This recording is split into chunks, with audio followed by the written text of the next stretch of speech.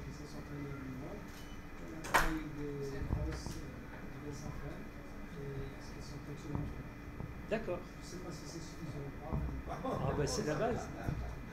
Donc je vais faire des petites généralités sur les varices, sur la façon dont on les traite maintenant.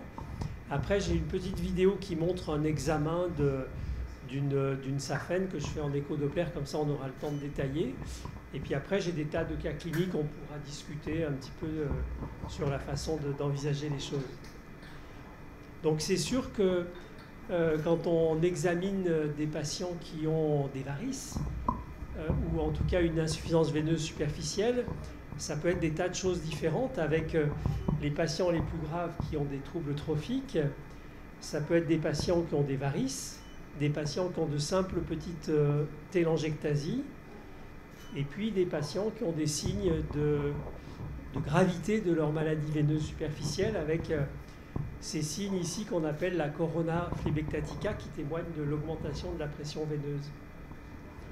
Alors, l'examen clinique, il est super important avant de faire un examen écho-doppler, et donc on se réfère toujours à la classification CEAP. Je ne sais pas si vous connaissez ça. Donc, c'est une façon de classifier les résultats d'examen clinique. C0, ça veut dire qu'on n'a pas de varices ou de varicosité visible, mais ça n'empêche pas qu'il puisse y avoir des insuffisances veineuses profondes ou superficielles qu'on détecte en écho-doppler. C1, c'est les petites télangiectasies qui sont très fréquentes chez la femme, mais aussi chez l'homme, mais qui peuvent aussi être associées avec des dysfonctionnements plus importants. C2, c'est les varices classiques. C3, c'est des varices plus ou moins de l'œdème. C4, c'est les troubles trophiques, comme on en a vu des exemples. C5, c'est un ulcère cicatrisé. Et C6, c'est un ulcère ouvert. Et tous ces patients, ils peuvent être symptomatiques avec des douleurs, des lourdeurs, ou asymptomatiques, comme ça arrive parfois sur le plan fonctionnel. Donc cette maladie veineuse superficielle, elle peut être tout à fait bénigne et transparente pour un patient qui a juste une demande esthétique, mais il y a des gens qui souffrent vraiment de leur maladie veineuse superficielle, et donc ça on peut l'apprécier avec des scores de sévérité clinique comme celui-là, qui sont importantes parce que effectivement les varices, c'est pas que de l'esthétique, c'est parfois aussi des gens qui peuvent souffrir.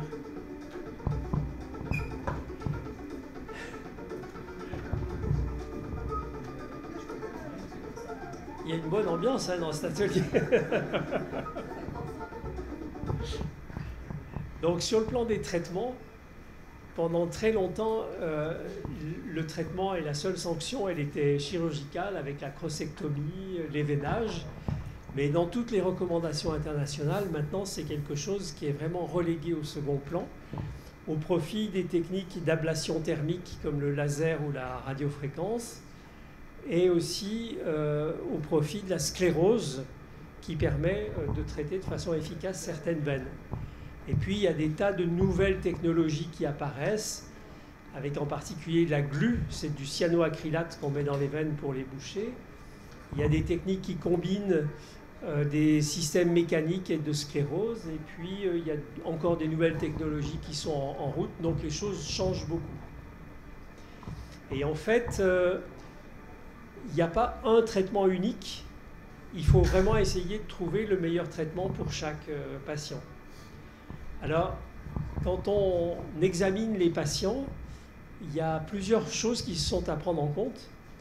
D'abord, la motivation des patients. Il y a des patients qui viennent parce qu'ils ont une demande esthétique, parce qu'ils sont objectivement gênés, ou simplement parce qu'ils sont inquiets, parce que leur mère leur a dit que... Voilà. Donc ensuite...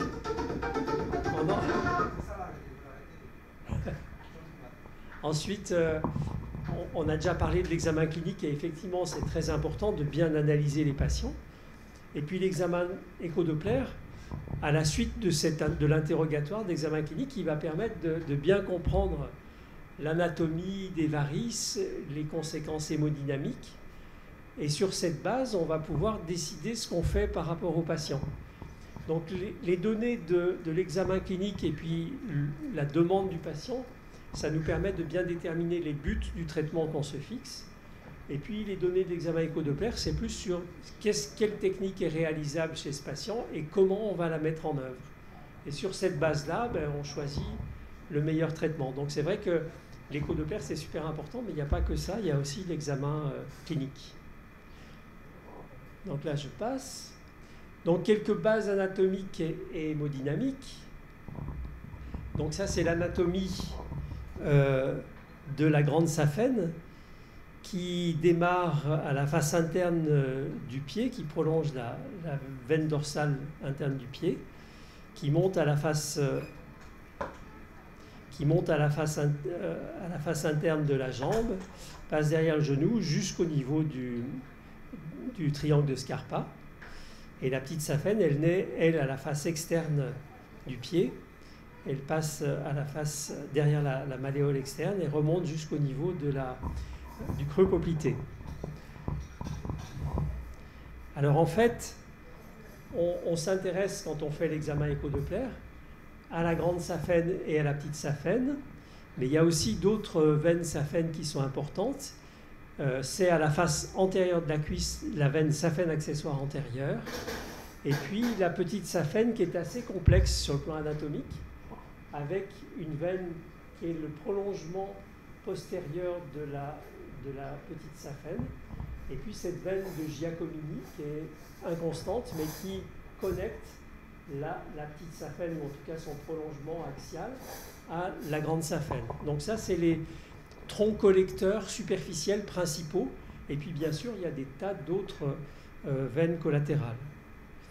Alors, il y a une notion qui est importante, c'est que toutes ces veines saphènes dont je vous ai parlé, elles sont par définition comprises dans un compartiment entre le fascia profond et le fascia superficiel, qui détermine le compartiment saphène. Et donc, toutes les veines qui sont en dessous, c'est des veines profondes. Les veines qui sont dans le compartiment, c'est des veines saphènes, grandes, petites, saphènes accessoires. Et puis toutes les veines qui sont entre la peau et ce fascia superficiel, par définition, ça ne peut pas être des veines saphènes, c'est des veines tributaires, on appelle ça comme ça, tributaires de la veine saphène. Donc ça permet de définir la possibilité d'une duplication. Quand on a deux veines dans le même compartiment, c'est une vraie duplication de la veine saphène. Parfois, il y a deux compartiments, et donc c'est des veines saphènes accessoires. Et puis, quand on est en dehors du compartiment, ça, c'est une tributaire. Donc ça, c'est l'aspect échographique du compartiment saphène. Donc, on a ici la peau, on a ici le fascia profond, le fascia musculaire, le fascia superficiel. Et donc ici, on a une veine saphène, et puis là, on voit qu'on a une autre veine qui est, pour le coup, on est dans le cadre d'une duplication. Ça, c'est un élément important aussi pour le choix thérapeutique, pour les différentes stratégies qu'on va avoir. Ça, c'est un cas de figure qui est très fréquent. On a ici une veine saphène, là je suis en longitudinal, donc on voit un peu moins bien le fascia superficiel. Et puis cette veine saphène, elle sort manifestement du compartiment, pour avoir un trajet très superficiel et même collé à la peau. Donc ça, c'est une veine saphène, et ça, c'est une tributaire. Elle change de nom, mais c'est important de savoir de quoi on parle, parce que sinon, on ne s'y retrouve pas, et donc c'est important d'avoir ces précisions. Alors pour la grande saphène, vous voyez qu'il y a beaucoup de variations anatomiques, et il peut y avoir ici une veine saphène qui est atrésique ou hypoplasique sur une partie de son trajet. C'est des choses qui sont fréquentes. Et on a une tributaire qui ponte d'une certaine façon ce segment-là. Il peut y avoir ce cas de figure ici où il y a une atrésie ici, et puis on a une tributaire ou plusieurs tributaires, et alors que là le système saphène est normal. Et en fait, tout est un peu possible, on observe tout, mais il faut bien le déterminer et bien l'analyser. Pour ce qui est de la grande saphène, il y a assez peu de variations anatomiques en dehors de celles qu'on a vues sur le trajet du tronc, mais pour sa terminaison, la jonction saphéno-fémorale, il y a en fait assez peu de variations anatomiques. Les seules variations anatomiques, ou les principales, elles sont liées au fait que cette jonction, elle reçoit pas mal de veines tributaires qui viennent soit de l'abdomen, soit de la cuisse, et ces veines sont plus ou moins présentes, plus ou moins développées, et donc c'est là surtout qu'il y a des variations, mais on en verra des exemples. Par contre, pour la petite saphène, là, il y a beaucoup de variations. Il y en a très peu au niveau du tronc, mais il y en a beaucoup au niveau de la terminaison de la veine petite saphène. Alors d'habitude, ou en tout cas ce qu'on considère comme normal, c'est qu'il y ait une veine petite saphène qui s'abouche dans la veine poplitée, plus ou moins haut d'ailleurs par rapport au pli de flexion du genou, comme on le voit ici. Mais assez souvent, il n'y a pas de jonction saphénopoplitée, en particulier chez les gens qui n'ont pas de varices. C'est quelque chose qu'on observe très souvent. Et cette petite saphène, elle peut se prolonger par une veine de Giacomini qui va se raccorder avec la grande saphène. Très exceptionnellement, elle se raccorde avec une veine de Giacomini en dessous du pli de flexion du genou. Mais assez fréquemment aussi, on a des petites saphènes qui n'ont pas de jonction saphénopoplitée à cet endroit-là, mais qui se prolongent par un réseau assez difficile à examiner en écho-doppler qui plonge à la face postérieure de la cuisse. Et toutes ces variations anatomiques, elles sont importantes à identifier pour décider de la stratégie thérapeutique.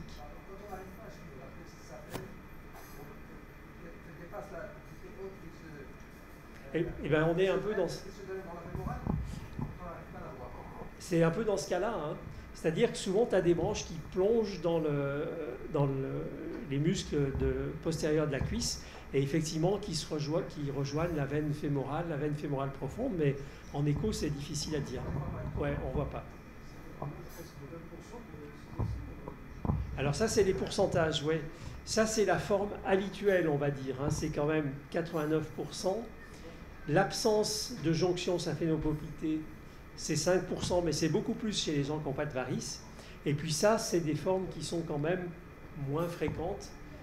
Celle-là étant quand même pas exceptionnelle. Quand on est attentif, on s'aperçoit de ça.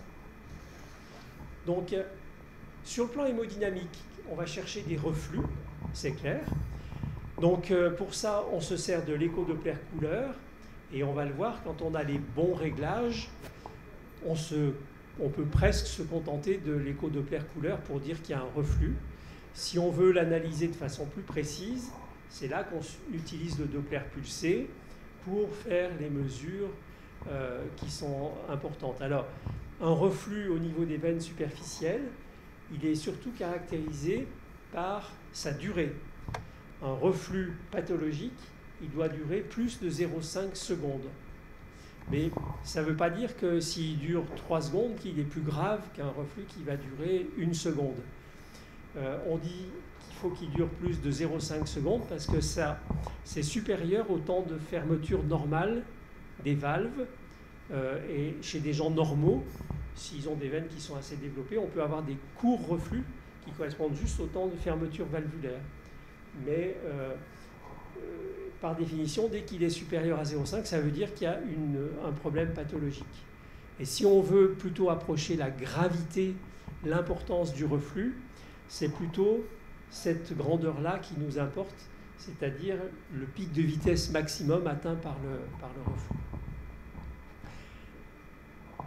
Alors, voilà. Comment on fait pour générer un reflux? Il y a plusieurs techniques. Alors, il y a une technique qui est classique, c'est de demander au patient de faire un Valsalva, qui va en fait augmenter la pression dans le réseau veineux profond abdominopelvien, et du coup générer un reflux s'il y a une incontinence des valves ostiales. Le plus souvent, ce qu'on utilise, c'est la compression-relaxation du mollet. On comprime le mollet, et quand on comprime le mollet, on comprime le réseau veineux profond jambier. Selon les patients, on peut aussi comprimer le réseau variqueux.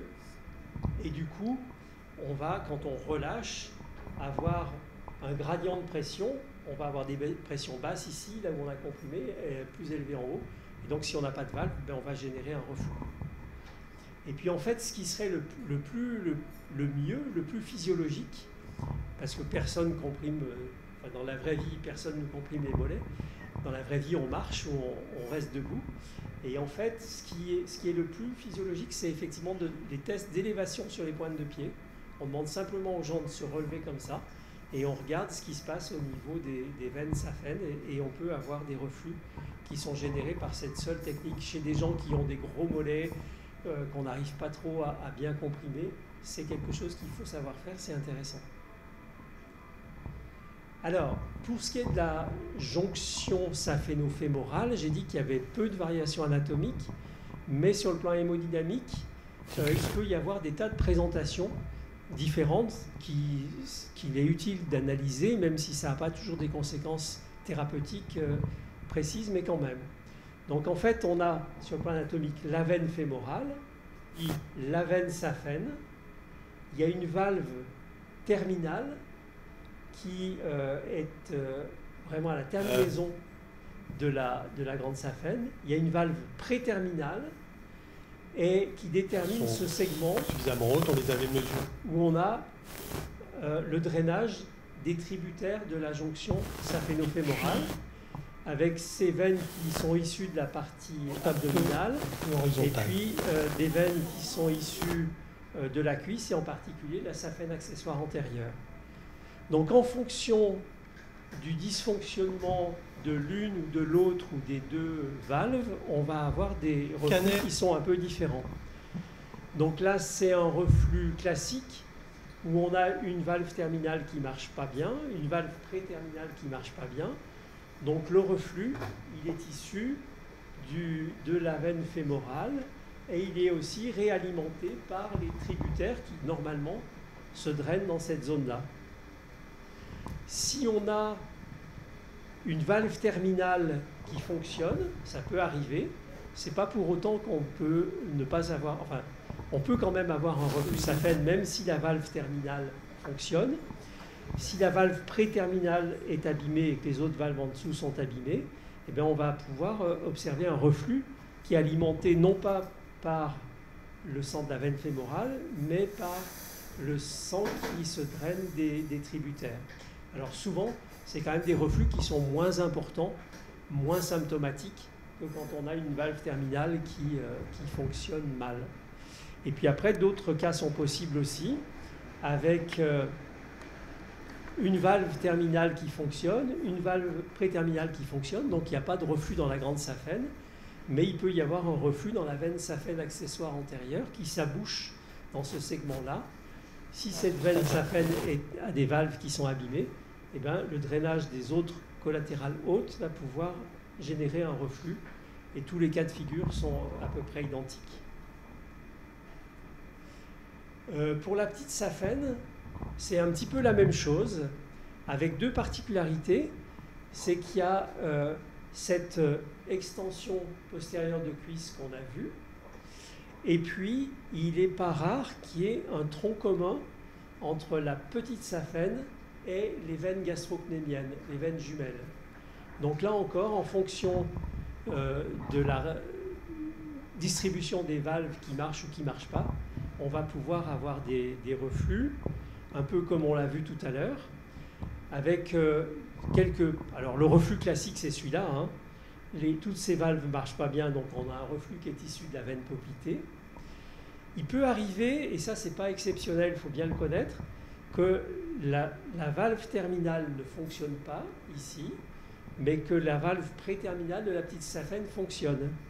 Et à ce moment-là, on pourra avoir un reflux qui se draine dans cette fameuse extension postérieure de cuisse, dans la veine de Giacomini, et souvent ce reflux qui est en fait c'est pas vraiment un reflux, mais va pouvoir alimenter un reflux tronculaire de la grande saphène. Et puis là, il arrive aussi que si cette valve terminale fonctionne pour le coup, mais que la valve terminale ne fonctionne pas, ça soit les veines gastrocnémiennes qui en fait alimentent le reflux. Donc en tout cas, c'est un peu théorique quand on dit les choses comme ça, mais quand on regarde la jonction saphénopoplitée, il faut s'intéresser à la petite saphène, aux veines gastrocnémiennes qui peuvent avoir un tronc commun ou pas, et puis regarder aussi ce qui se passe dans cette veine particulière qui est l'extension postérieure de cuisse. Alors en fait, quand on examine des patients qui ont des varices, on va pouvoir avoir des tas de configurations possibles avec parfois simplement des veines tributaires qui ne marchent pas bien. Parfois c'est la grande saphène mais sur tout son trajet ou sur une partie de son trajet. Et puis idem pour la petite saphène. Donc juste pour dire que chaque patient est pratiquement différent et qu'on ne peut pas s'attendre à trouver des choses très monolithiques. Il faut vraiment analyser toutes les veines pour bien faire la part des choses. Alors quand on fait un examen écho-Doppler, le but c'est de bien caractériser les réseaux variqueux, bien les identifier. Sur cette base-là, on va pouvoir choisir le meilleur traitement et aussi bien déterminer comment on va mettre en œuvre ce traitement. Alors les réseaux variqueux, il y a des varices primitives, c'est-à-dire que voilà, c'est des patients qui ont des varices. Pourquoi? Parce qu'il y a souvent une maladie variqueuse familiale et qu'ils ont hérité de la tare familiale. On identifie aussi les varices dans le cadre PREVET. PREVET, ça veut dire, c'est un acronyme qui veut dire la présence de varices après un traitement interventionnel. Donc en fait, c'est des varices qui récidivent, ou c'est des varices qu'on n'a pas traitées ou qu'on a oublié de traiter, mais c'est ce qu'on observe après que les patients aient déjà été traités. Et dans tous ces cas-là, que ce soit des varices primitives ou après une chirurgie ou une sclérose ou tout ce qu'on veut, il va falloir en écho-Doppler bien analyser les veines saphènes, bien analyser les tributaires de ces veines saphènes, on les a bien définies. Et puis il y a aussi des veines qui sont ni des veines saphènes, ni des tributaires des veines saphènes. Elles ne sont pas connectées aux veines saphènes, mais elles existent en dehors de ces réseaux-là. C'est souvent des varices marginales de cuisse, qu'on voit à la face externe de la cuisse, ou des varices qui sont issues de la région fessière, des choses comme ça. Donc, en écho-Doppler, il faut qu'on arrive à identifier l'origine ou les origines des reflux. Il faut qu'on analyse bien la nature et le trajet des veines variqueuses. Et puis, c'est important aussi de savoir comment ces veines se drainent, comment le flux, où il va. Est-ce qu'il va jusqu'au niveau de la cheville? Est-ce qu'il repasse dans une autre veine, dans une perforante? Tout ça doit être analysé. On aura des exemples. Un cas aussi important, c'est qu'on peut avoir des varices qui se manifestent chez des gens qui ont déjà eu des phlébites. Donc il y a des varices qui sont secondaires à une maladie post-thrombotique ou qui sont associées à une maladie post-thrombotique, et donc il ne faut pas négliger cet aspect-là des choses. Donc en gros, chez quelqu'un qui n'a aucun antécédent, qui a 30 ans, qui a une varice du mollet, on examine surtout le réseau veineux superficiel.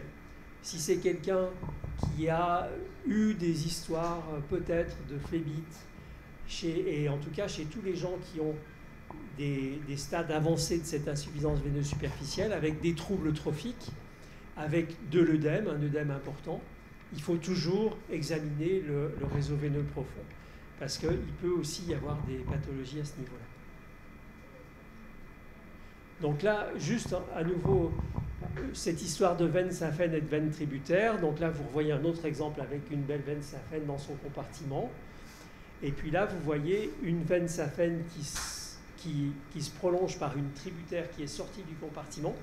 Et vous voyez ici que en fait, la saphène, elle existe, mais elle est atrésique. Et celle-là est continente.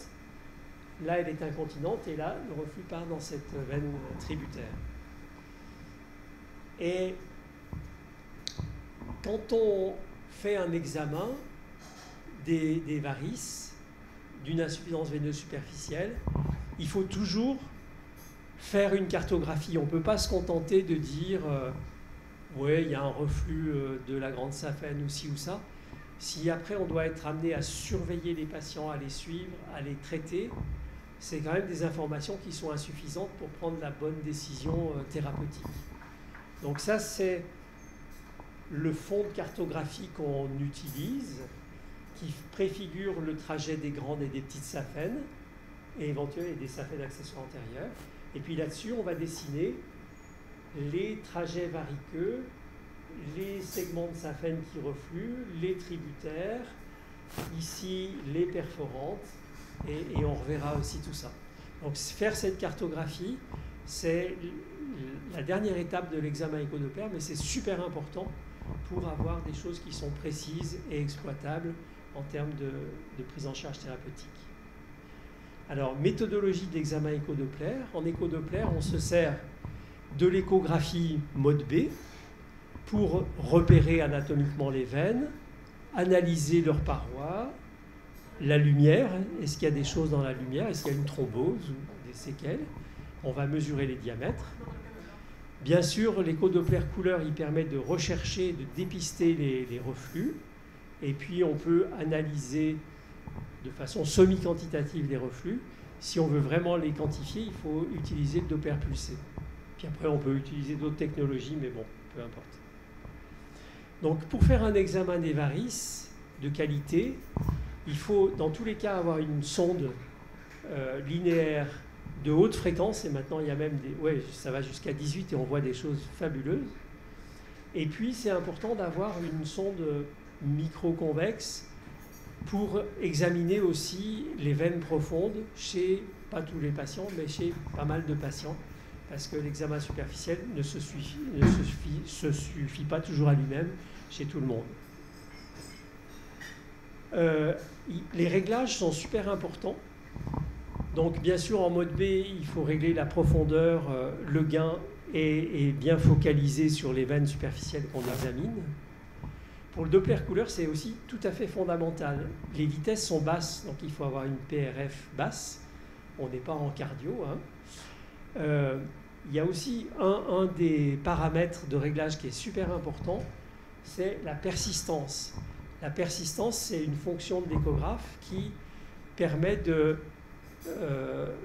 faire durer l'image du flux plus longtemps qu'il n'est en réalité. Et donc ça permet parfois d'avoir une meilleure visualisation parce qu'on chope un flux qui est très ponctuel.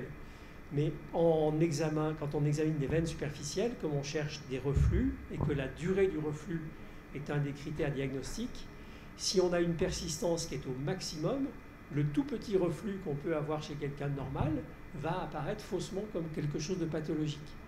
Donc dès qu'on prend une sonde ou qu'on veut faire des réglages de veineux superficiels, PRF basse, persistance 0. Donc c'est assez confortable aussi, pour bien examiner les veines superficielles, d'installer les patients sur un escabeau phlébologique. Ce qui permet... alors moi j'en ai pas eu pendant des années et des années, donc je me mettais à 4 pattes, c'est bon pour la souplesse, mais maintenant ça commence à tirer un peu.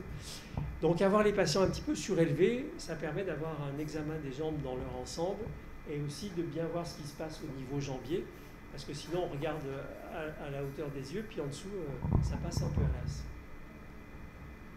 Donc les indications de l'examen veineux superficiel, c'est la maladie veineuse superficielle primitive des grandes et petites saphènes, on en a parlé. C'est aussi l'examen des veines non saphènes, comme ici. C'est l'insuffisance veineuse superficielle secondaire chez des patients qui ont une pathologie du réseau veineux profond, et on en a parlé aussi. C'est l'évaluation des patients qui ont été opérés. C'est la surveillance de l'évolutivité variqueuse et l'analyse d'une récidive après un traitement initial. Et puis, on ne parlera pas des malformations veineuses.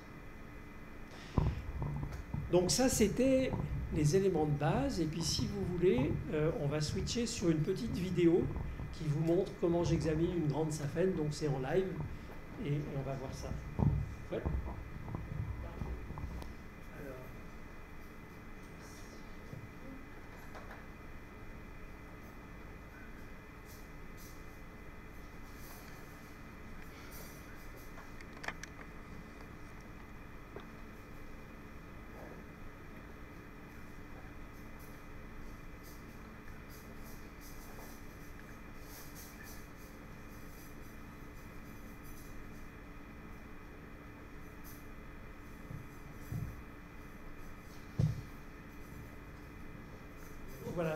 Donc ça, c'est une patiente qui est sur un escabeau de phlébologie, qui vient avec de volumineuses varices jambières. Donc je commence par un examen clinique. Donc manifestement, il y a très probablement une incontinence de la grande saphène. On est dans le territoire de la grande saphène, mais il faut encore le vérifier. Donc là, je me balade d'abord en écho-doppler couleur mode B pour retrouver la saphène. Je fais une manœuvre de compression-relaxation à plusieurs niveaux. Donc vous verrez là, l'image de l'écran est masquée, mais vous voyez qu'il y a un reflux quand même. Donc je tiens ma sonde un petit peu oblique pour avoir un meilleur signal couleur. Et donc je me balade sur toute la longueur de la saphène pour bien repérer son trajet sur le plan anatomique, vérifier qu'il n'y ait pas d'anomalies comme on les a vues. Et puis ensuite, j'analyse ce qui se passe au niveau de la jonction saphéno-fémorale. Donc là, on voit qu'on a un reflux ostial. On voit qu'il y a du sang qui passe de la veine fémorale dans la grande saphène. Donc la valve terminale manifestement ne marche pas. Là, c'est la même chose en coupe longitudinale. On voit ce reflux. Donc voilà, on zoome, compression, relaxation, et donc vous voyez qu'il y a un reflux. Là, je suis le reflux sur toute sa longueur. On confirme. Là, c'est en coupe transversale, et je regarde ce qui se passe au niveau de la saphène accessoire antérieure, qui, elle, est continente. Là, je suis la grande saphène, qui est dans son compartiment.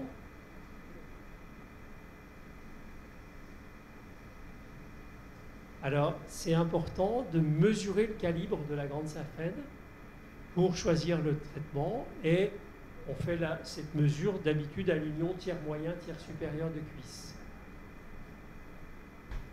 Donc là, je me mets en coupe longitudinale juste pour quantifier un petit peu le reflux. Alors, ce n'est pas quelque chose qu'on est obligé de faire chez tout le monde. Si on le fait, il faut se débrouiller pour avoir un angle de tir qui soit supérieur à 60 degrés. Donc, il faut anguler un peu la sonde. J'adapte ma fenêtre de tir au calibre de la veine. Et puis, je fais ma manœuvre de compression-relaxation.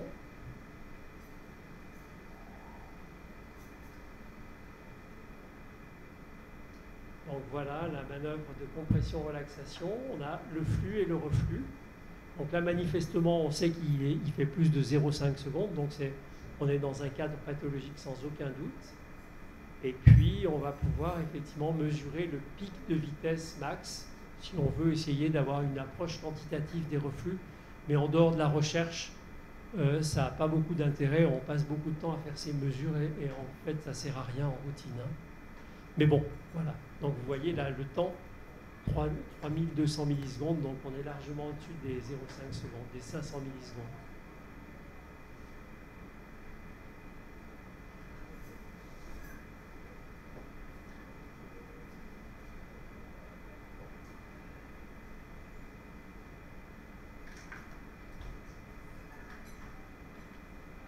Oui, c'est pour vous montrer que je mesure la durée.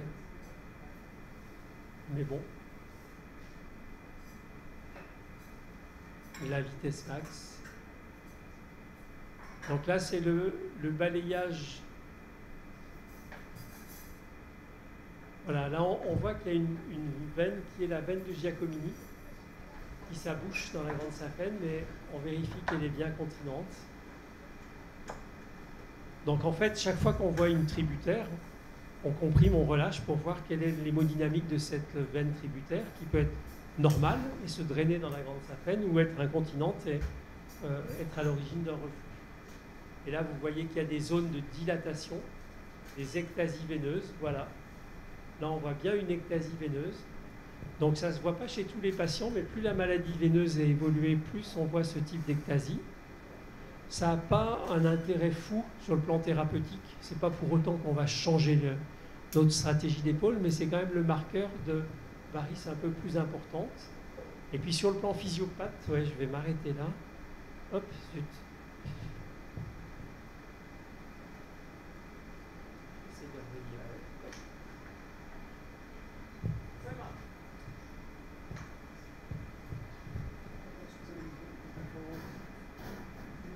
On va voir après. Donc là, juste...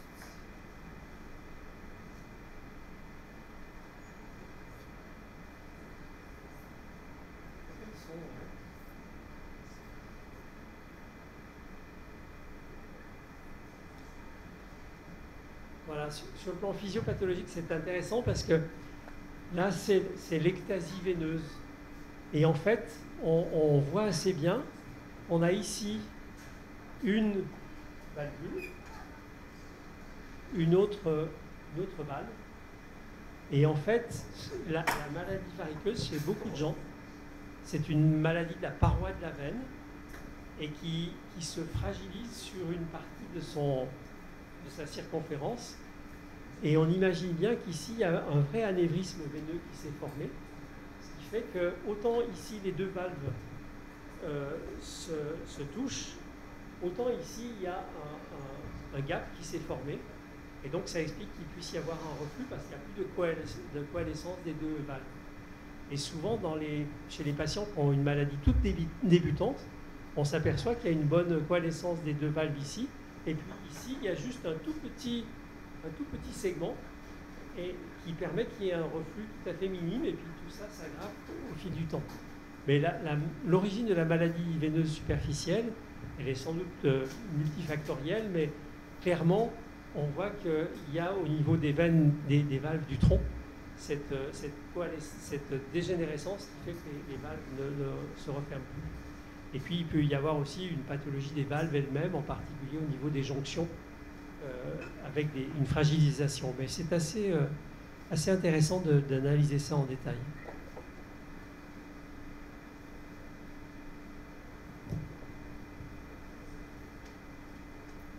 Donc là, on va passer à l'étage jambier, analyser un petit peu les tributaires par rapport à la grande saphène. Donc là, on a vu qu'on avait une grande saphène qui était incontinente sur tout son trajet.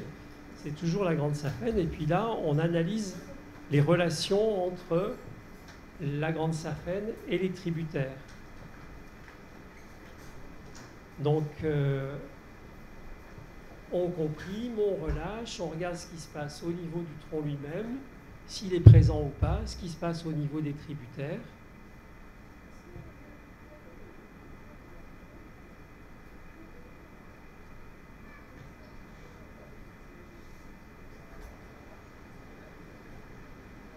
Donc on voit l'origine de la tributaire qui se détache de la grande saphène. On voit là-bas.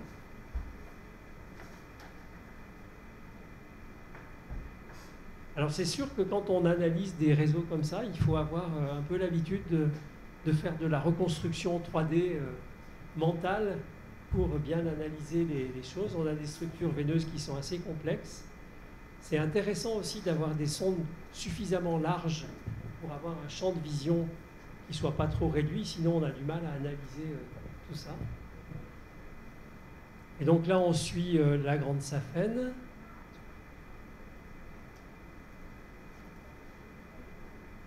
Hop, et puis on voit ici une branche. Alors oui, il faut que j'enlève ça.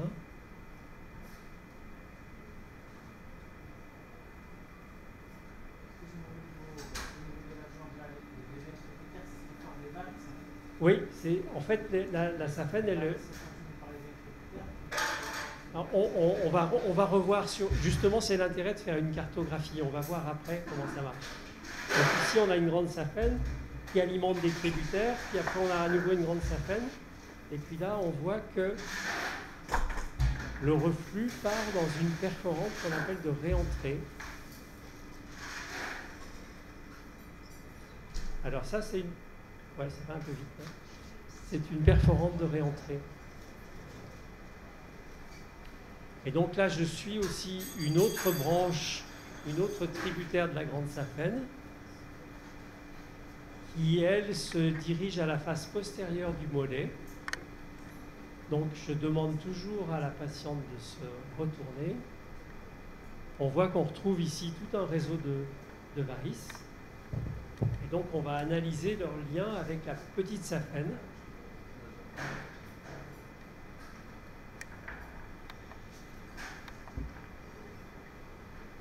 Donc, la petite saphène, on la voit là-haut, elle est toute petite et il n'y a pas de reflux.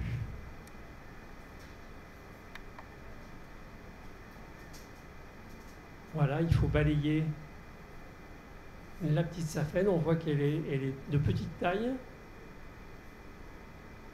Et on vérifie qu'il n'y ait pas de reflux. Alors évidemment, même si les patients se présentent avec des varices dans le territoire de la grande saphène, il faut aussi examiner la petite saphène et puis examiner le membre contralatéral.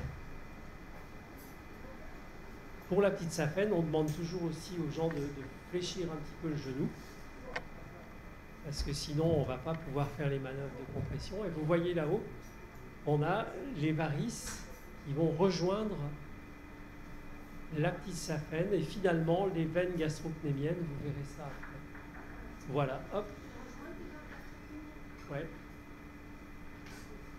Voilà, on le voit là-haut.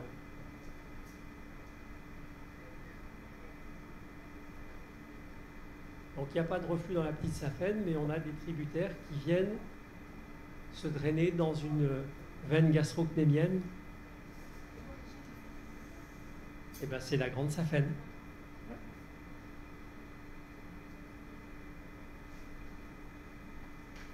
Alors oui, je dis que ça c'est la dernière partie de l'examen.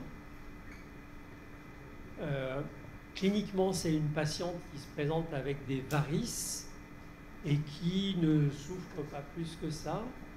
Et vous allez voir qu'avec l'échographie, on peut aller analyser aussi les tissus et rechercher un œdème. Ça, c'est intéressant. Donc, au niveau de la cheville, je me mets avec ma sonde d'écho et je regarde les tissus périveineux. Et on s'aperçoit que chez cette patiente qui cliniquement n'a pas d'œdème évident, on a quand même une petite infiltration œdémateuse autour de la saphène. Vous allez voir une image. Donc c'est vrai que rechercher un œdème cliniquement, ça peut être très facile, mais il y a des cas un peu douteux, on ne sait pas trop. Et l'écho, ça aide quand même à faire un petit peu la part des choses. Voilà, donc là, c'est assez typique, cette image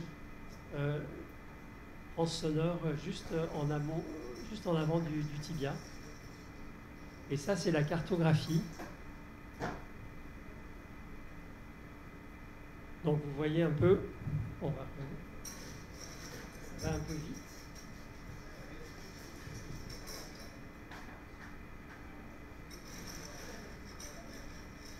Voilà, donc on avait un reflux de la grande saphène. Les varices cliniquement visibles, c'était clairement des tributaires. Alors ça, c'est aussi un truc qui arrive assez souvent. Il y a un reflux qui se prolonge ici. Là, il y a un segment de grande saphène qui était continent. Le reflux passe dans ces tributaires qui sont cliniquement très visibles. Ensuite, il rejoint une portion incontinente de la grande saphène. Là, c'était la perforante de réentrée. Et puis, on a aussi une branche qui repart d'ici et qui vient se drainer dans une perforante gastrocnémienne. Donc l'examen écho-doppler, il doit être assez systématique. Il faut analyser l'origine du reflux, mais aussi le trajet précis, parce que tout ça va nous permettre de bien choisir le traitement. Et puis analyser ce qui se passe en distalité, c'est important aussi. Donc voilà. Alors, sur le plan thérapeutique, on peut faire plein de choses. Avoir des perforantes de réentrée, c'est plutôt une bonne chose, parce que ça veut dire que le reflux et l'hyperpression veineuse liée au reflux ne se transmet pas trop au tissu de la cheville. Donc c'est plutôt un facteur protecteur. Après, la réentrée, c'est très bien, mais ça ne va pas modifier les choses sur le plan thérapeutique. Là, on va traiter en priorité le reflux de la grande saphène. et on va associer ou pas une phlévectomie des réseaux variqueux qui sont très saillants. Là, c'est une réentrée. Alors, on va revenir sur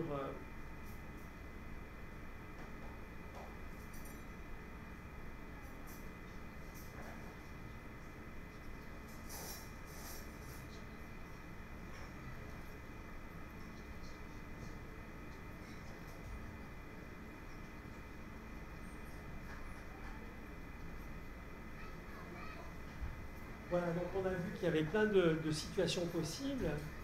Et donc, ce qui nous importe aussi dans le choix thérapeutique, c'est le diamètre. Alors, il y a des saphènes qui sont très grosses et parfois même encore plus grosses que ça. Et puis, il y a des saphènes qui sont très petites, qui refluent. Et évidemment, on ne va pas faire le même traitement si on a une saphène qui est comme ça ou comme ça. Si on a un reflux d'une veine de 2 mm, le plus souvent c'est asymptomatique et on ne fait rien du tout.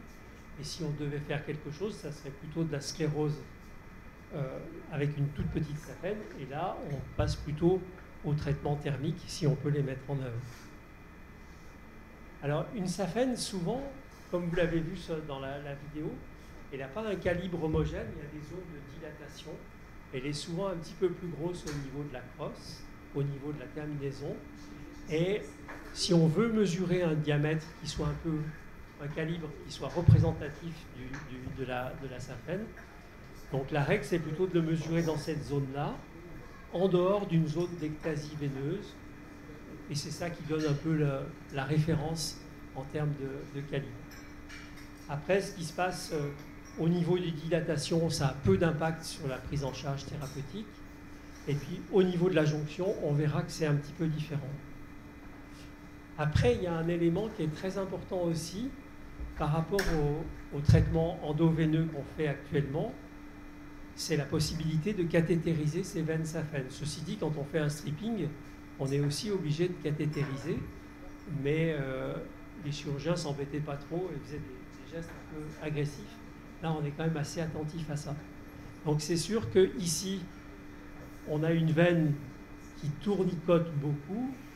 Ça sera impossible de franchir cette sinuosité ni avec une sonde laser, ni d'ailleurs avec un stripper. Donc, dans une histoire comme ça, on va plutôt choisir de faire de la sclérose, où là, on injecte un produit qui va pouvoir prendre tous les trajets possibles et traiter la veine.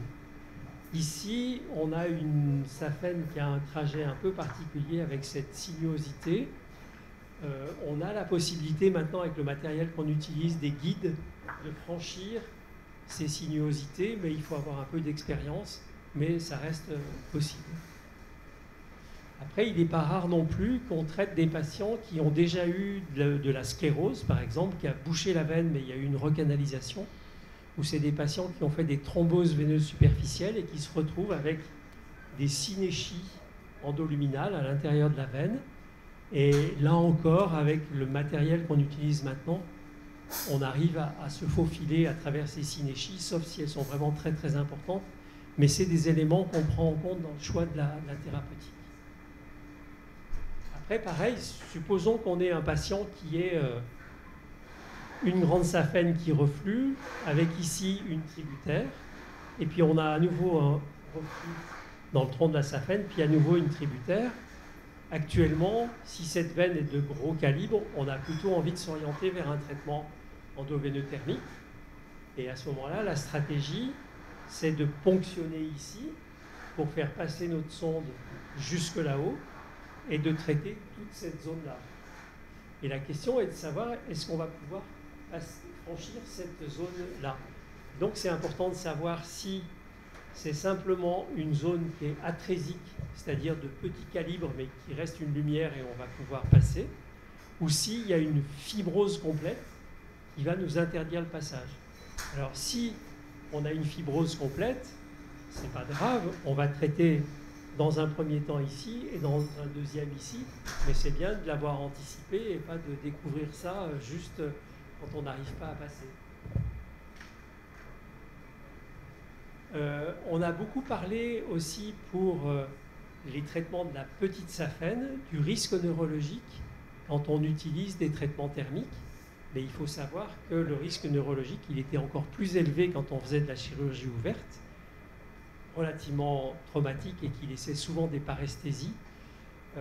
Mais quand on s'est mis à faire du thermique, on s'est dit, oulala, on va chauffer la veine, il ne faut pas qu'on chauffe le nerf, ça peut être très dangereux. Donc c'est vrai qu'il y a des rapports anatomiques étroits. Au niveau du creux poplité, on en verra des exemples avec le nerf tibial. Et puis au niveau de la jambe, avec le nerf sural ou avec le nerf saphène. Et on est capable, avec l'échographie, de reconnaître, pas chez tout le monde quand même, il faut être honnête, mais chez pas mal de patients avec des bonnes sondes, les nerfs. Et là, on voit que, là, je crois que c'est non, c'est la petite saphène. Donc, on a une petite saphène ici avec un nerf saphène, un nerf sural qui est très volumineux et qui est collé à la veine, alors que dans un autre segment, il est décalé. Donc on arrive en échographie à bien identifier tout ça et à choisir les zones où on peut traiter sans aucun risque pour le patient. Alors l'extension et le drainage du reflux, si on a un cas de figure comme ça, par exemple, on a un très court reflux dans la grande saphène qui est alimenté par le drainage d'une veine de Giacomini, puis ensuite on a une tributaire qui est très très étendue.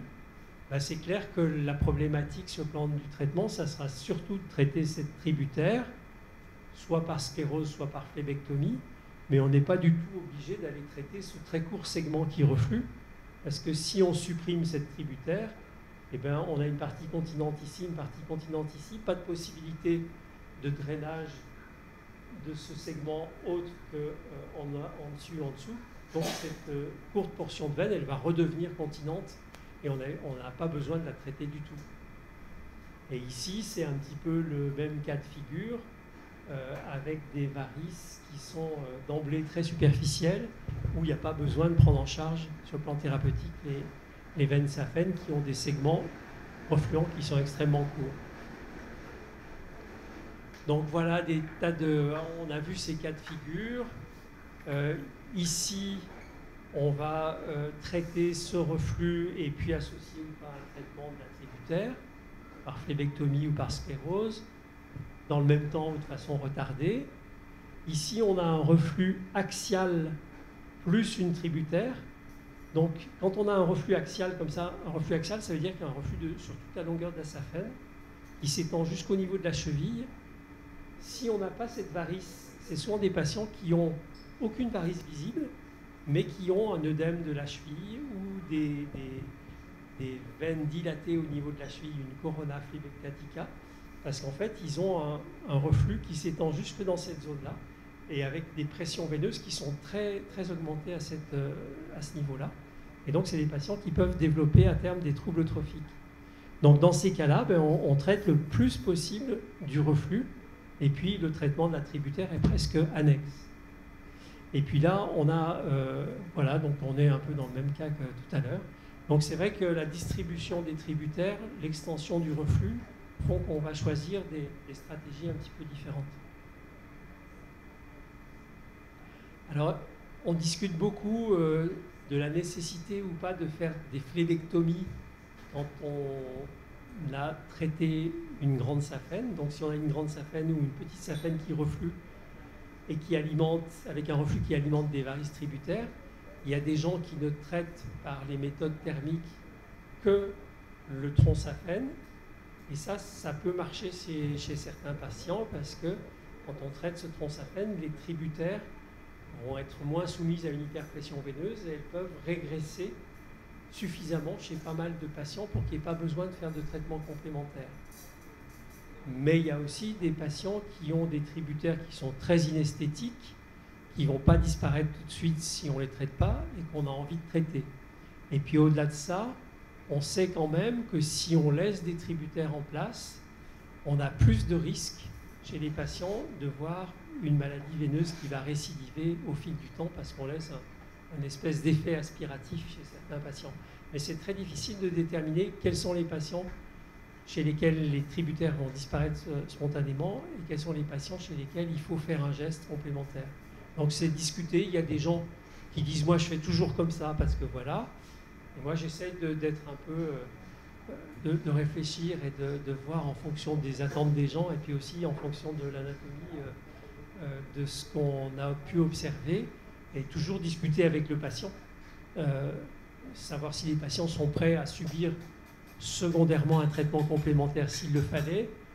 Peut-être qu'ils préfèrent ça parce que ça allège la prise en charge, ou alors il y en a qui disent bah non, moi je voudrais qu'on fasse le maximum et qu'après je sois tranquille.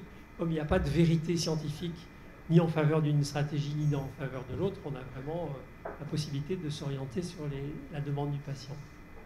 Et ça c'est juste un test que j'aime bien faire.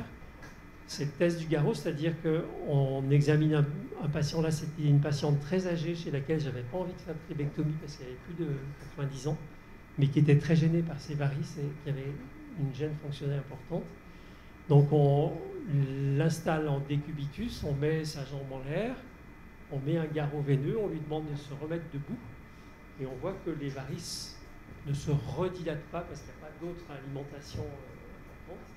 Et donc j'avais pris le pari chez cette vieille dame de faire qu'un traitement thermique qui était très peu invasif. Et je l'ai revu 3-4 ans après. Et vous voyez qu'elle a gardé un réseau variqueux, mais qui est quand même beaucoup moins important que précédemment. Et elle n'est pas gênée du tout. Et chez une patiente de cet âge-là, c'était la bonne stratégie. On n'était pas obligé de faire un examen invasif. Chez le même cas chez une patiente de 30 ans, bah c'est sûr que j'aurais fait des phlébectomies.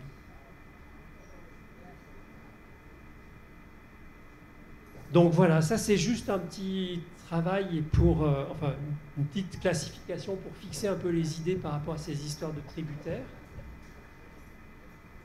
Donc ici c'est une saphène qui reflue, il y a une tributaire qui vient se reconnecter à la grande saphène. Donc c'est une espèce de tributaire qui ponte d'une certaine façon la veine. Donc ça peut se voir avec une saphène ici qui est atrésique, agénésique, ou qui est continente ou incontinente, tout est possible.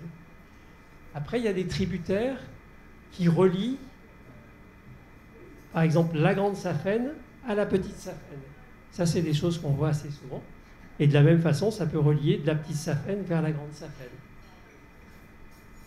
Il peut y avoir des tributaires qui, dans ce cadre-là,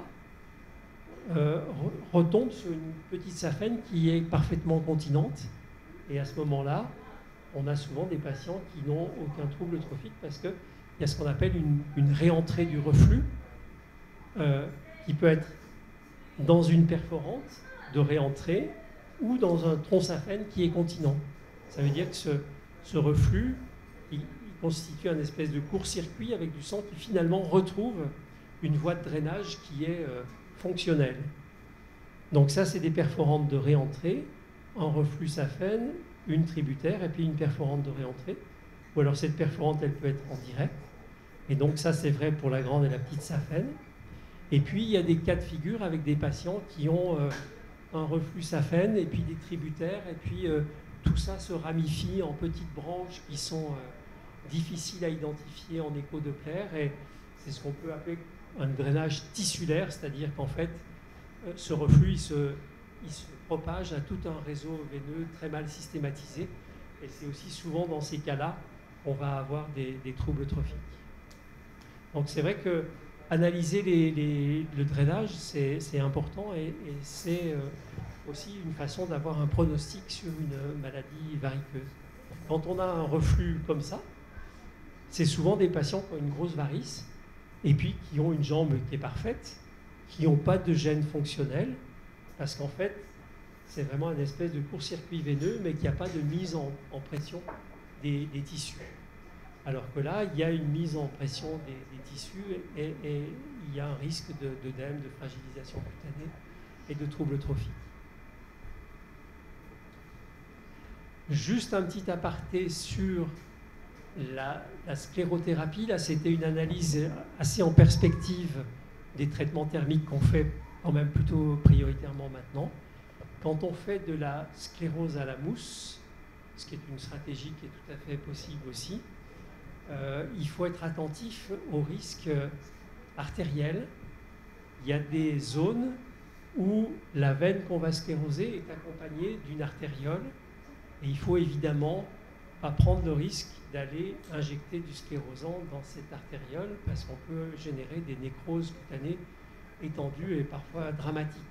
Donc quand on fait de la sclérose, il faut évidemment bien repérer les veines qu'on va traiter et toujours faire un examen très attentif en écho-doppler couleur avant de faire la moindre injection pour repérer les artérioles qui sont éventuellement là, donc avec une PRF basse, prendre le temps en coupe longitudinale, transversale, de bien regarder. Alors, ces artérioles, on les trouve de façon non rare autour de la petite saphène, où il y a souvent une artériole qui accompagne la petite saphène, pas toujours sur tout son trajet, mais sur certains segments, donc on va choisir les segments sains. Ça se trouve aussi, ces artérioles, on les voit souvent aussi chez des patients qui ont déjà eu des traitements, qui ont généré une inflammation et qui ont développé ces réseaux artériolaires. Et puis il y a systématiquement toujours une artériole qui accompagne chaque veine perforante dedans du fascia profond. Donc on ne va jamais fonctionner directement une perforante pour faire de la sclérose. Il faut toujours se mettre à distance pour éviter ce risque artériel. Quand on fait des traitements thermiques, l'idée c'est de traiter toute la veine qui fonctionne mal. Donc dans un cas comme ça, on peut ponctionner cette partie distale de la grande saphène qui fonctionne, mais ça va permettre d'oblitérer tout ça. Et si la veine tributaire est dans l'alignement de la grande saphène, on va pouvoir aussi ponctionner par là, parce qu'on va passer facilement dans la grande saphène. Si on a une veine qui se raccorde avec un angle aigu comme ça, on n'aura que deux possibilités, c'est de ponctionner là ou de ponctionner là, mais si on passe là, on n'arrivera jamais à prendre le virage.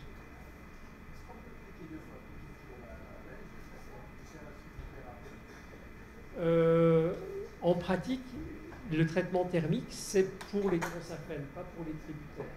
Donc l'idée, c'est ça. Ouais. L'idée, en gros, c'est ça. C'est-à-dire que si on est dans un cas de figure comme ça, ce qui est assez fréquent, on a un reflux de la grande saphène qui vient alimenter une tributaire. Si on fait un traitement thermique qui ne bouche, qui n'oblitère que cette partie-là, ben cette tributaire, elle va pouvoir rester alimentée par le drainage de la veine saphène sous-jacente. Donc si on fait ça, ben les varices, elles vont persister. Donc l'astuce, dans ces cas-là, c'est d'aller oblitérer cette zone de confluence, parce qu'à ce moment-là, cette veine tributaire, elle n'aura plus d'alimentation, et là, elle risque de régresser. Donc c'est pour ça qu'on a des petites subtilités, et que l'examen écho-doppler, il ne peut pas se limiter à dire il y a un reflux, il n'y a pas de reflux, c'est déjà bien, mais pour aller plus loin, c'est un peu plus compliqué.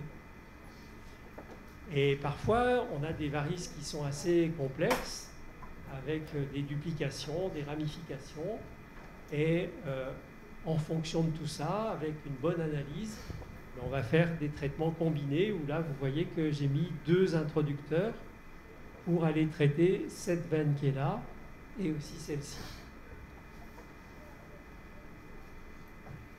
Après,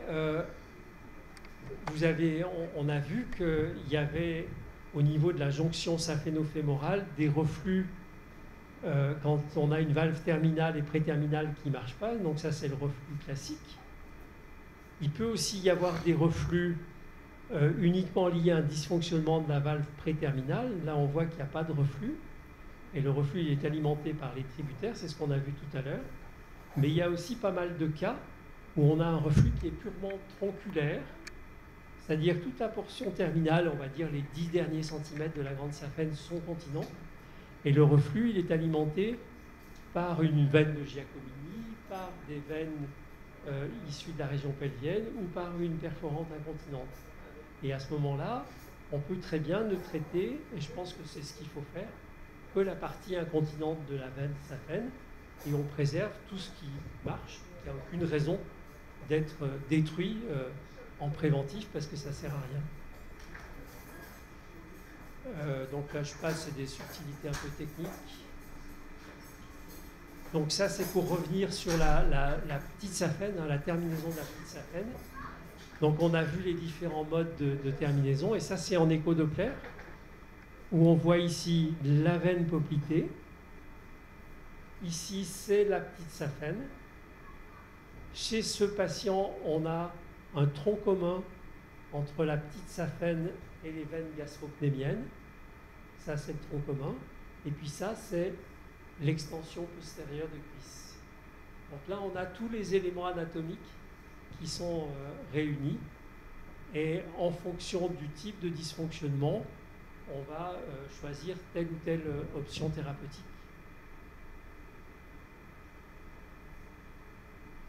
Ça, c'est une dilatation veineuse anévrismale. Comme on en a vu tout à l'heure, ça n'a pas d'impact particulier sur le plan thérapeutique.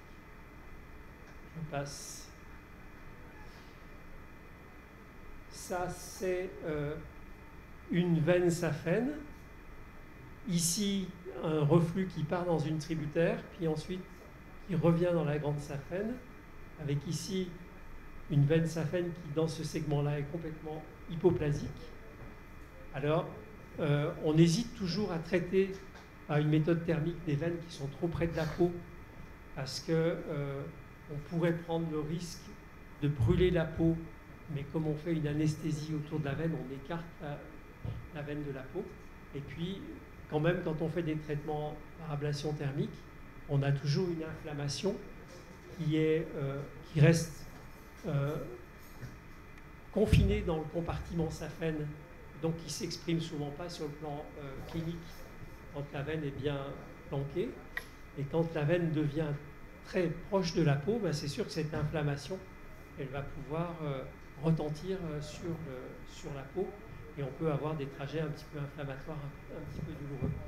Donc c'est à discuter au coup par coup, et vous voyez qu'ici on a une veine qui est assez superficielle, et quand on fait l'anesthésie par tumescence, on injecte beaucoup de liquide, et on arrive comme ça à éloigner la sonde de la peau et à éviter tout risque de brûlure.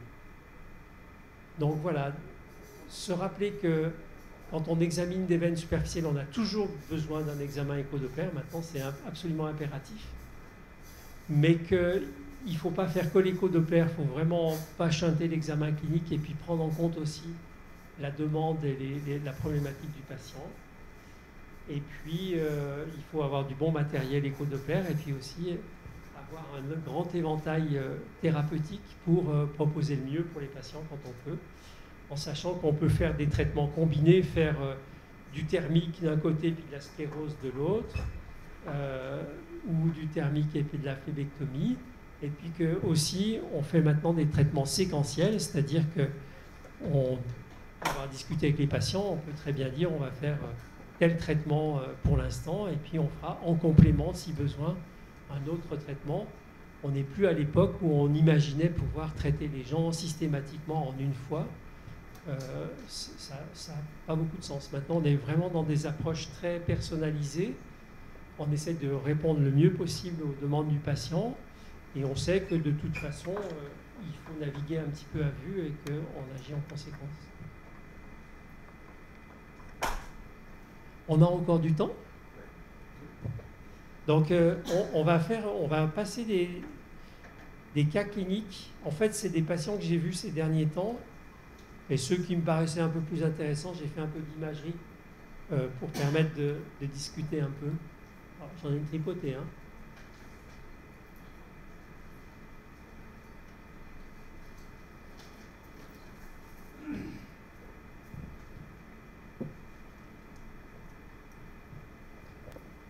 Voilà, donc ça c'est un patient qui est venu avec des varices au niveau de la jambe droite, on voit bien.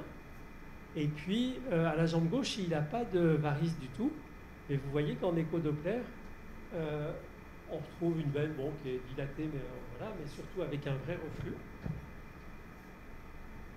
Et en fait, pourquoi il n'a pas de varices visibles? Parce que son reflux de la grande saphène, il se draine directement dans une perforante de réentrée. Et donc on voit ici la grande saphène, et puis on voit ici la perforante qui se colorise en bleu, ça veut dire que le sang se dirige vers la profondeur. Donc voilà, on dépiste un reflux qui est strictement asymptomatique, qui n'est pas grave du tout et qu'on va évidemment laisser en stand-by et on ne fera rien de particulier.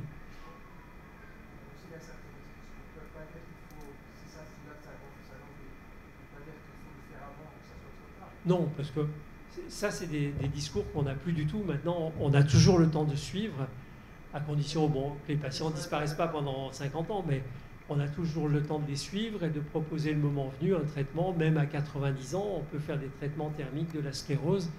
Donc, moi, j'ai connu l'époque où on disait aux patients « Ouh là là, il faut vite qu'on vous opère parce qu'après, vous serez trop vieux, patati patata », mais ça n'a plus cours du tout. Donc maintenant, on fait vraiment en fonction du risque estimé et de l'attente des patients. Donc juste un petit aparté sur cette cartographie. Je vous ai dit que c'était vraiment important de la faire pour chaque patient. D'abord, c'est très pédagogique, formateur. Et puis, ça nous permet de fixer les idées, de nous obliger à faire des examens complets, puis de transmettre vraiment une information précise. Donc ça, c'est la cartographie qu'on a fini d'élaborer et qu'on a mis à jour. Donc il y a un fond de cartographie, il y a des trajets des SAFEN importantes qui sont prédessinés. Idéalement, il faut dessiner en rouge les reflux SAFEN, en noir les tributaires pour bien les distinguer, mais on voit qu'elles s'écartent des trajets SAFEN, donc ça peut suffire. On a les perforantes de réentrée en bleu, les perforantes incontinentes en rouge. On a toute une petite... des légendes qui nous permettent de figurer à peu près toute la pathologie. Et je pense que ça vaut le coup d'utiliser cet outil. En France, en tout cas, on essaie de l'uniformiser. Si ça vous intéresse, je vous le ferai passer avec grand plaisir. Est-ce que souvent, quand on a des grandes SAFEN qui sont incontinentes, qui redeviennent continentes au niveau de la jambe, c'est souvent des perforantes qui drainent? Oui, souvent, il y a une perforance. Ouais. Si on a un reflux, il faut bien qu'il aille quelque part. Donc, il peut aller dans une perforante, il peut aller dans une autre SAFEN qui est continente ou pas. Et sinon, c'est des reflux qui se diffusent un peu dans les tissus. Donc, c'est pour ça que c'est bien aussi d'avoir cette idée d'analyser le drainage des perforantes. Donc, oui, vous voyez là, en vidéo, vous voyez le trajet de la perforante qui passe. C'est une perforante paratibiale, hein, qui passe au ras du tibia. Ça, c'est très classique. Et puis là, compression.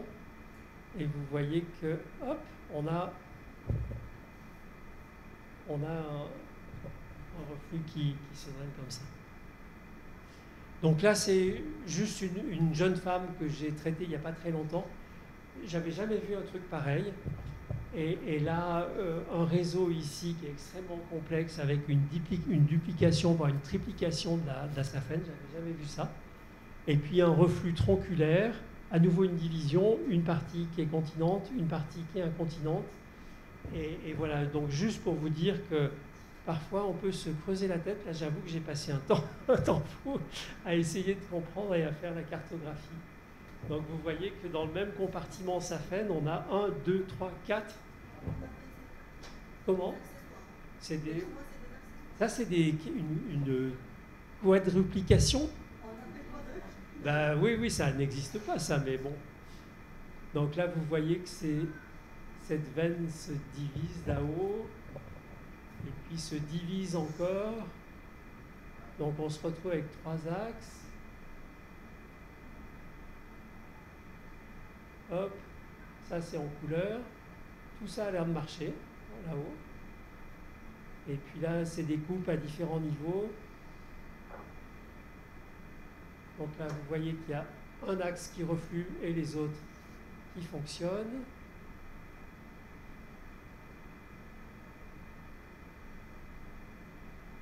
Hop. Alors, c'est super compliqué, ça m'a pris un temps fou, mais c'est super important parce que si on dit il y a un reflux de la SAFEN, etc., et qu'on fait un stripping ou même un traitement thermique sans trop savoir où on va traiter des veines qui marchent et puis laisser celles qui ne marchent pas. Donc là, chez elle, j'ai ponctionné, en fait, j'ai fait un double traitement, je crois. parce qu'il y avait ce segment-là et là ça passait pas. Donc j'ai traité cette partie-là en thermique et puis cette partie-là en thermique. Donc j'ai traité tout ce qui ne marchait pas en laissant les veines en haut qui marchaient. Ça c'est une patiente classique qui se présente avec des petites télangiectasies inesthétiques. Et c'est juste pour vous montrer qu'il y a un outil qui s'appelle le Venlight, qui est une petite lampe qui permet de faire de la transillumination et qui souvent dans ces cas-là permet de repérer une vénule réticulaire qui vient alimenter tout ce réseau de télangiectasie. Donc c'est pour ça que parfois on fait des microscléroses puis on n'a pas de très bons résultats. Et en fait, si on identifie la varice qui alimente tout ça, à ce moment-là, on a de meilleurs résultats. Oui, c'est un petit rond comme ça, un petit anneau qui illumine sur toute sa circonférence et puis tu vois apparaître les veines et après tu peux le ponctionner, il y a une zone qui permet de fonctionner. Ça, c'est un patient qui est venu avec une varice inhabituelle. Docteur Gessa, vous voyez, il y a une veine qui gonfle comme ça derrière le genou, qui gêne un peu sur le plan fonctionnel. Et sinon, on ne voit rien. Donc en fait, quand on fait l'examen écho-Doppler, donc vous voyez que là déjà, il a un reflux de la grande saphène, mais qui est un reflux tronculaire. Hein, la portion terminale fonctionne. Donc c'est un reflux qui est alimenté par le drainage de veines qui sont normales. Là, il y a un reflux. Là, la veine grande saphène fonctionne. Et puis là, le reflux se draine dans cette tributaire très inhabituelle aussi, qui passe derrière le genou. Et puis, qui se draine dans la petite saphène, on voit ici, relativement dilatée, avec un reflux.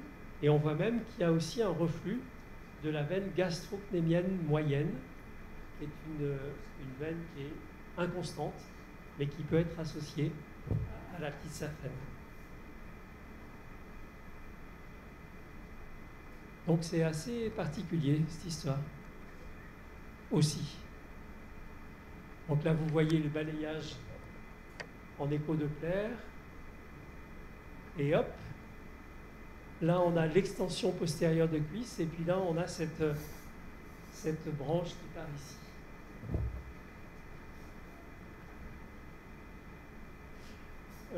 Donc, vous voyez qu'on a vraiment besoin de faire ces cartographies, sinon on ne comprend rien, on ne peut pas décrire et ça permet de se fixer les idées. Là, c'est une patiente qui a des varices jambières et au niveau de la cuisse, on voit tout un réseau de veines pudendales issues de la région périnéale. Donc c'est très évocateur de varices d'origine pelvienne. Et quand on fait la cartographie, on a cet aspect-là. Alors je ne parle pas de la jambe droite. À gauche, on a donc ce réseau variceux de veines pudendales avec un reflux qui se draine de façon segmentaire dans la grande saphène, puis dans une varice tributaire qui était très visible, et puis au final dans une perforante de réentrée. Donc là, vous voyez l'endroit où ces varices pudendales, celles-là, viennent se drainer dans la grande saphène. En dessous, ça reflue, et en dessus, ça ne reflue pas. Donc, qu'est-ce qu'on peut dire par rapport à ça? Qu'est-ce que vous auriez fait déjà? C'est la catastrophe. Alors, ouais. Alors, cette patiente, elle a des varices, mais elle n'a aucune gêne pelvienne fonctionnelle. Elle n'a pas de syndrome de congestion pelvienne. Donc, à mon sens, très clairement, dans des cas comme ça, on s'occupe de ces varices des membres inférieurs et on ne va pas emboliser, on ne va pas faire de gestes au niveau pelvien chez les patients qui n'ont pas de syndrome de congestion pelvienne et qui ont uniquement un problème de varices au niveau des membres inférieurs.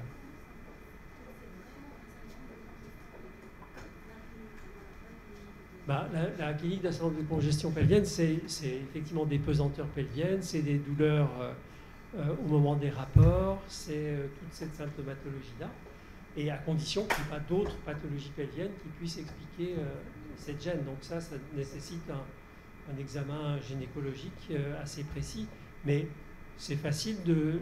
Parce que ce contre quoi je me bats, c'est des excès qu'on voit en France, je ne sais pas si ça existe au Maroc, mais en France, oui, c'est des patientes à qui on va faire des gestes pelviens invasifs uniquement pour traiter des veines des membres inférieurs qu'on sait d'origine pelvienne, mais elles n'ont pas de gêne pelvienne, donc il n'y a pas besoin. Et là, dans ce cas-là, c'est aussi une patiente que j'ai traitée il n'y a pas longtemps. Elle avait une gêne esthétique liée à ses varices qui sont assez visibles ici, une gêne esthétique liée à ses varices aussi. Mais ce que j'ai décidé comme traitement, c'est de traiter ce reflux qui est là par une méthode thermique. J'ai associé une clébectomie pour enlever les varices ici.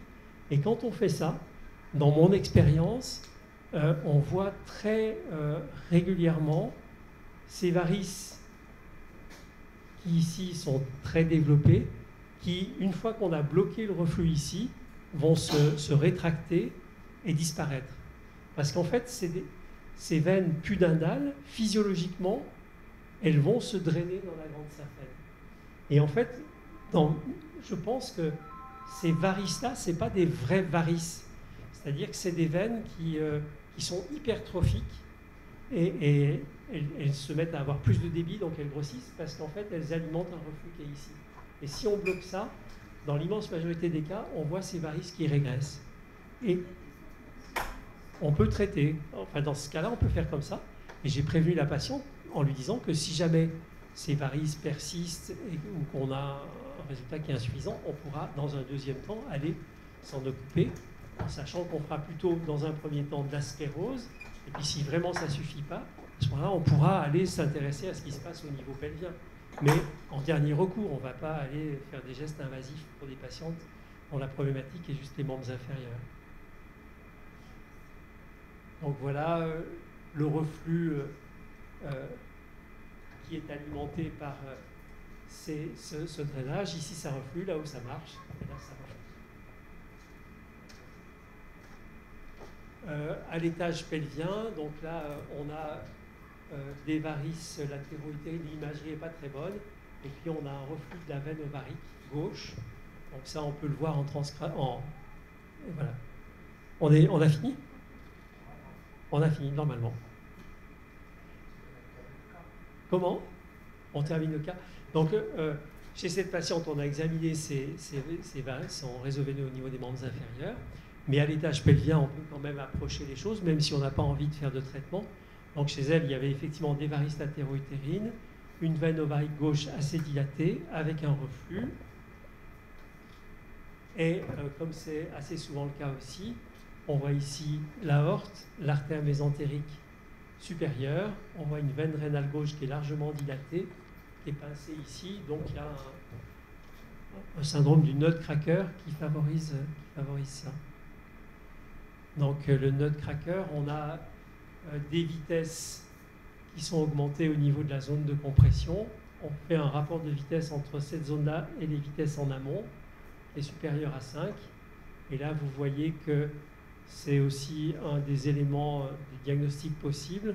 On a ici l'aorte, l'artère mésentérique supérieure, un angle très faible. Et puis ici, on a la veine rénale qui est comprimée. On devine ici, et là, qui est toute écrabouillée. Voilà. J'ai encore 12 cas cliniques. À part, mais bon, on pourrait... Une autre ? Avec plaisir. Ouais.